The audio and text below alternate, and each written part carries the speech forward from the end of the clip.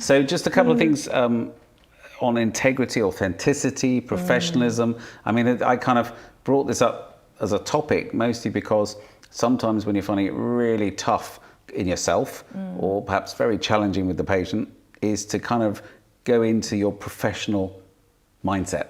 Not to be distant, but just to be very detailed in asking certain types of questions that are very much what you perhaps think the patient would probably want you to integrate with, which is probably about their pain and why they're suffering, because that means you've understood them. So that's interesting. I was going to say, so what do you understand as a professional mindset?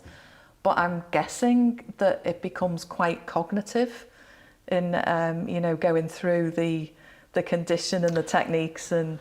Well, a little bit of that, but it's also kind of letting go on the hoof, because that isn't taking a pause to be mindful. That is kind of being in the moment, being mindful whilst you're dealing with other stuff that is medically important that you want to kind of discover from the patient. It sounds to me that it's going more head-based, so you could lose a bit of your presence and connection.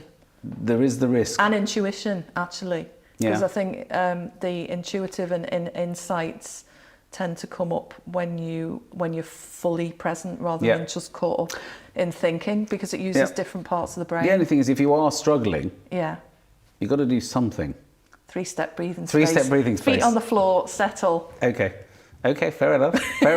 And regularly sometimes, some Practice days. it every day. Once three a day? times a day. 3 times ideally. a day. Okay, 3 times a day. Well, that's what we recommend on the course for that one, but okay. You know, you make it your own and what but you also find if you helpful. preempt by doing it more regularly, then you're sort of stopping these kind of occasions happening. Yeah. Retreating into professionalism, as in, you know, looking after yourself. Yeah, I mean, you're still professional when you know, fully present, and you can still.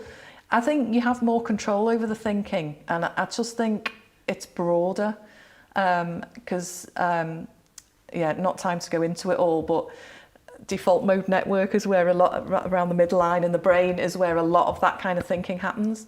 And when you're fully present and aware of the whole body, you're using more of your brain. Actually, it's really fascinating. Wow. Wow. Does that work for music?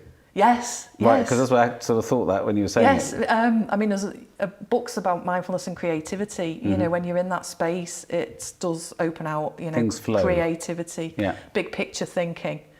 Because just being stuck in your head, it can get quite narrow. No, for fascinating. Sure. Yeah, no, very much so.